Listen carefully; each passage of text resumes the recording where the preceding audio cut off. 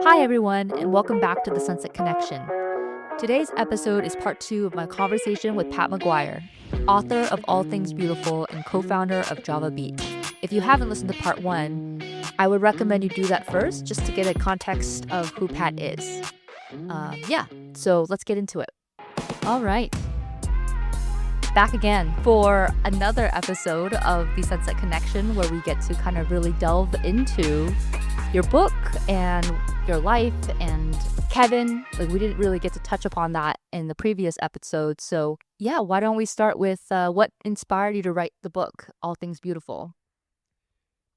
Well, it was one of those things where I knew I needed to write it, you know, and it's one of those things where something gets told to you so many times, like, "Hey, Pat, you should write a book. You should write a book."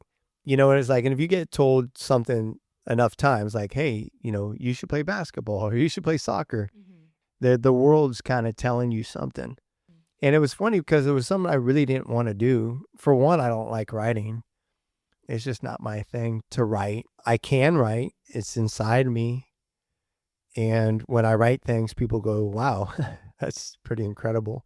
But I think that's just what's inside of me that is coming out. And so it wasn't something I wanted to do. It was something that I heard it enough times. I knew I better start doing this Right.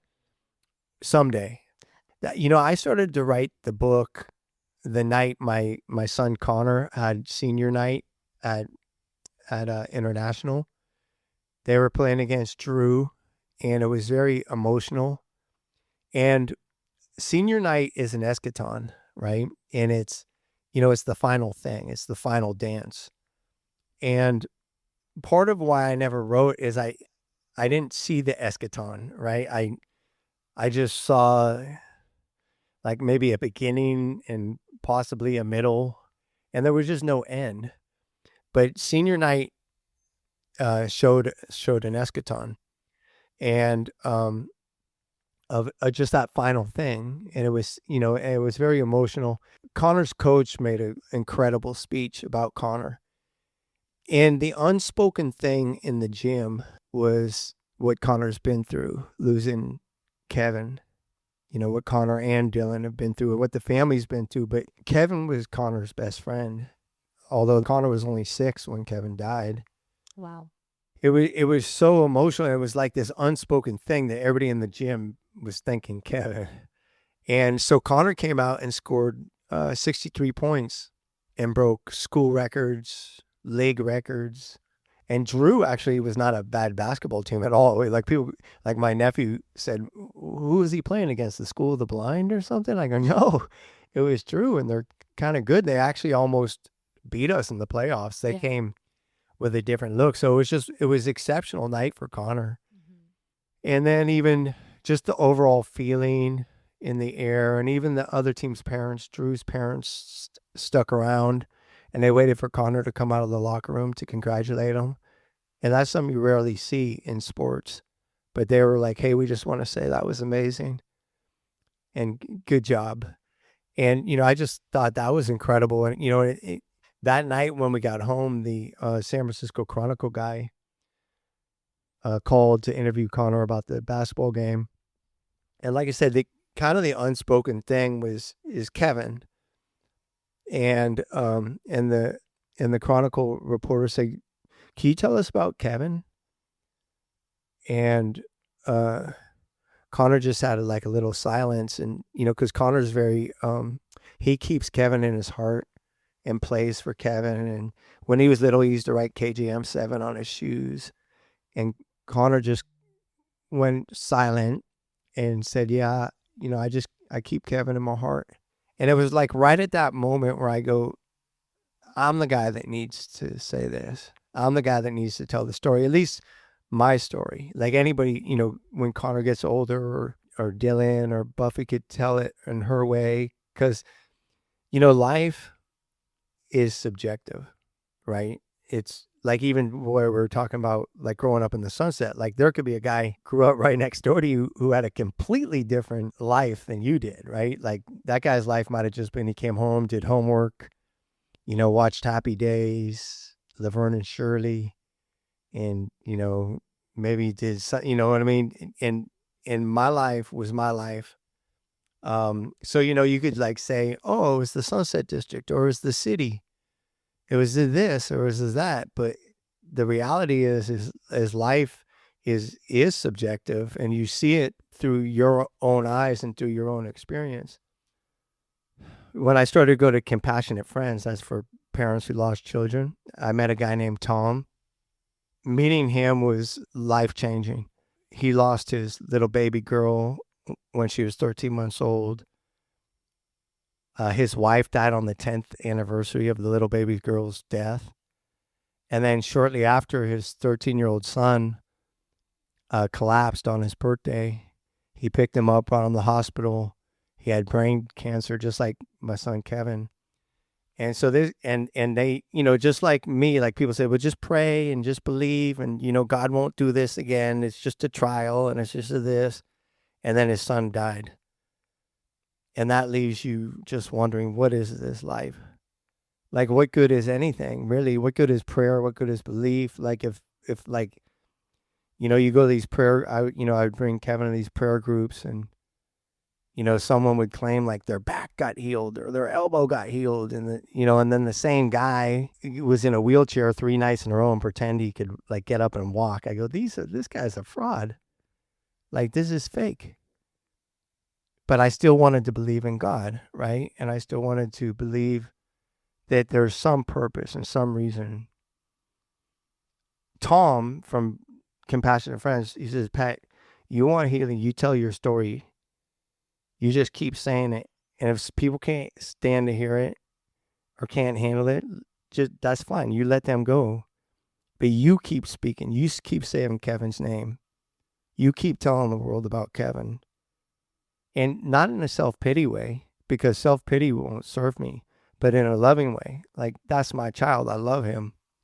Like, I see bumper stickers, my son was on the honor roll for something. And that's nice. Good. I'm proud of my children too when they do stuff. But I want to have a bumper sticker that says, my son faced cancer and suffered and died. And he was a good kid. You want to have that bumper sticker. This is like all I'm thinking about. This is all I'm feeling. And so that was that's why I had to write the book, because it's all I ever think about. So I volunteered at San Bruno, and I would go there every Wednesday night. And it was a funny thing because, in jail, nobody wants to be there. That was odd and frustrating. Some people just had a completely disrespectful look on their faces while you were talking. So I would contemplate every Wednesday night, like, why am I even doing this? And, and one night I was there and some guy just started like draw like Mickey Mouse or something like that. He was just sitting there drawing. And I go, am I bothering you in any way? I go, because, you're sitting there drawing and I'm here like, and if I got something to say that could help you, then, maybe you should have a little bit of respect. And the moment that stayed with him the most came years later. After Kevin died, I'm questioning my own self, going like, have I done any good? Like, or what have, has this all been just made up in my head that I was serving God or something like that? And I was having these questions, and I was walking down Laurel Village with my youngest son, Dylan. He was playing basketball at the JCC. And I have all these inner questions if I've done any good whatsoever at all. And I see a guy from San Bruno who used to help me minister to people. And I saw him and I said, hey, what's up? And he's like, hey, Pat. And I was like, yeah. He's like, how's everything going with you? I go, I don't know. I go, I wonder if I have any purpose or reason on this planet. I go, because everything just kind of really sucks. And like, I don't want to like bum you out, or I go, or be negative. I go, but I'm having a hard time.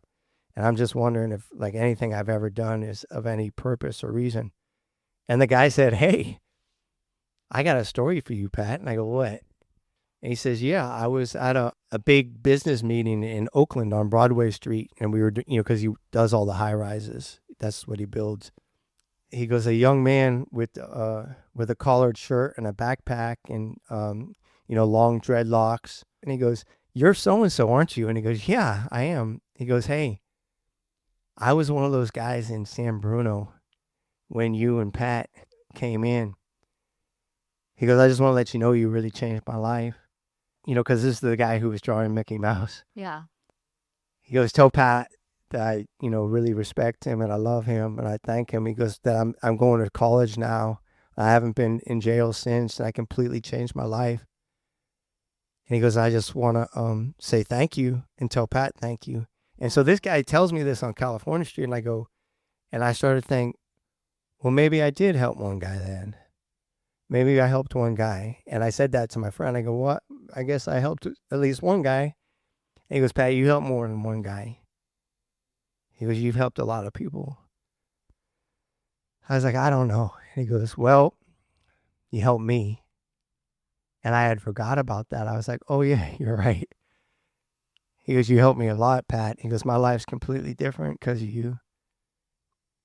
And, something like that comes with a heavy sense of humility. But what that made me realize is, if honestly you could just help one person in this world, like just one person, you've done your job. If you truly can take a person, and because out of love and kindness and just service that you could help somebody, then that is rewarding life.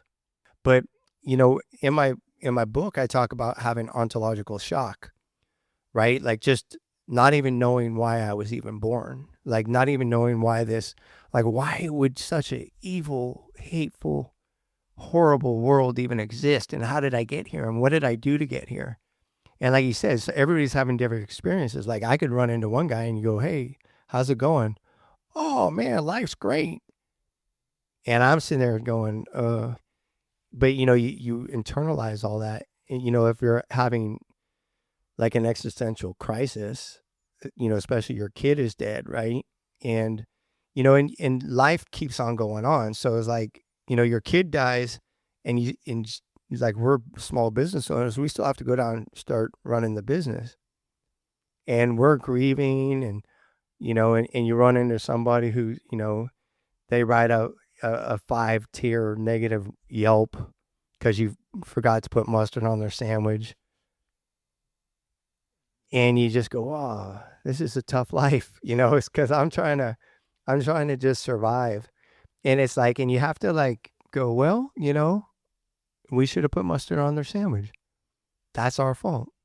Even if you don't think life is fair, you have to kind of play along with the thing. But that's it. Is I found back in those days that teleological experience of reason to live, and if helping other people gives me some reason to get out of bed, and the first reason to live is my children and Buffy, like that I can't just lay down.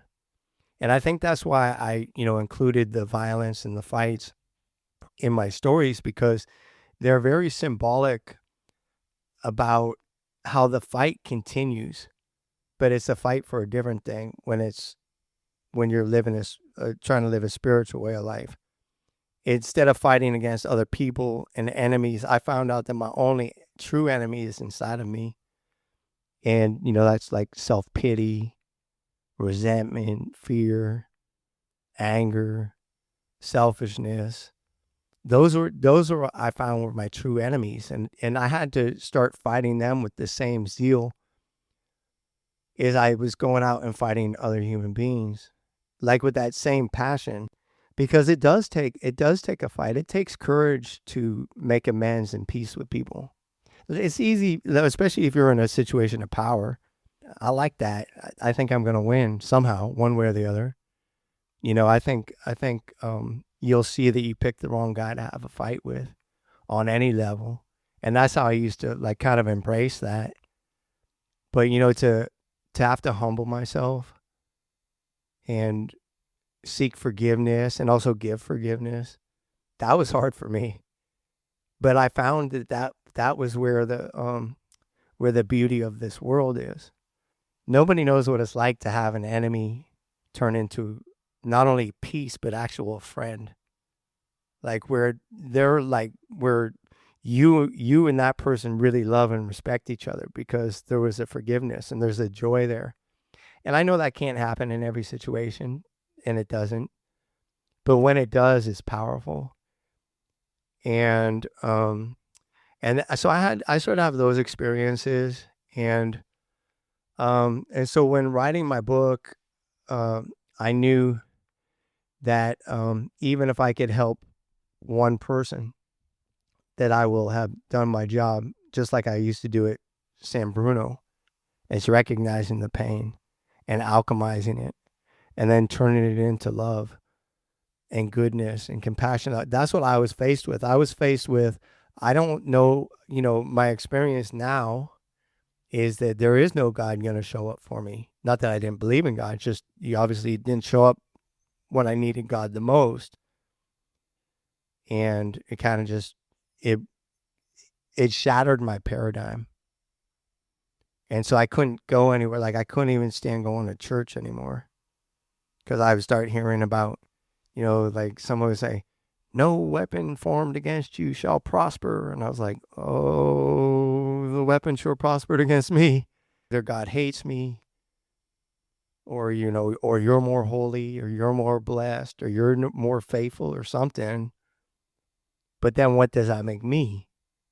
Right? And these are the type of things that I had to just step away and I had to realize I'm not going to understand everything. I'm not going to figure everything out, but I still had to kind of pick a way of life to live. And I chose love. And I chose beauty. Because the alternative was hatred and darkness and self-pity. And I was like, I don't want to do that to myself or to my family. Pat's story about grief made me pause. It brought up my own struggles, and honestly, it gave me some hope. If he can still choose love and beauty after everything he's been through, maybe I can too. From there, we got into his life here in the Sunset, Java Beach, the old days, when the Great Highway was still a real highway, and the only way that you could get to the beach was through those tunnels under Judah and Terraville. Well, when in my book, I write about sitting on the stairs of Judah Street, and most of the businesses were boarded up, and I had a vision of a neighborhood that was alive and thriving again. And I saw it in my mind's eye. And I walked over across the street and I looked through the little window at Dick's at the beach that had been closed for 5 years. And I saw what Java Beach is today in my mind's eye. And then in my mind's eye, I saw Judah Street and the neighborhood coming back to life. And that's actually why I did what I did. It wasn't really to sell coffee. It was, I want to, like, this is my neighborhood. I love it. Like that corner, I had been on that corner since I was a little kid. Like I posted up on that corner, and there used to be a tunnel across the street that went under the Great Highway, and it went to the beach under the Great Highway that you would go through. Oh, yeah. I didn't know that. Yeah. And so that's where me and a lot of my friends would hang out. Where's this tunnel? It was right there on Judah. And now it's covered? Yeah, there was one on Terraville and one on Judah. What? Yeah. When did they cover it? 1989. Wow. Mm-hmm. They tore it down, and you didn't, because the Great Highway didn't used to have street lights. It was just a absolute highway. Uh-huh. There was no street lights, so you would go, if you wanted to go to the beach, you had to go through either Terraville or Judah, or just run across the highway. Wow. Yeah, and so like when I was a kid, that's where all the drag races were, on the Great Highway. And I was kind of too young to like see the fullness of it, but we lived right up the block, and so we'd hear all the muscle cars and the, and then, was it elevated? No, it was Great Highway the same? It was the same. Oh, okay. Yeah. They just dug under. Yeah, but so the tunnels went under the highway. Yeah. and then the drag races would bring hundreds or thousands of people. So I remember some nights they would bring out helicopters Wow. to chase these guys away. Oh my gosh. Yeah, so like those guys were older than me.